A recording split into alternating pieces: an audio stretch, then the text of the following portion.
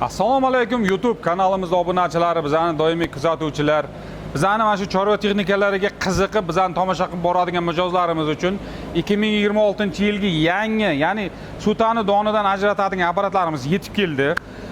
Har qanday xonadonga yoki katta tadbirkorlik qilaman degan fermerlar bo'lsa, katta gektarga ekilgan donlar bo'lsa, bemalol soatiga 1 tonnadan 1,5 tonnagacha mana shunaqa mana sutalarni donidan sindirmasdan ajratib beradi. Ya'ni sindirmasdan ekkaningizda har bir urug'ingiz ko'karadigan darajada qilib ajratib top-toza qilib beradi. Har bir mana shu tanada bir dona ham doni qolmasdan ajratib beradi.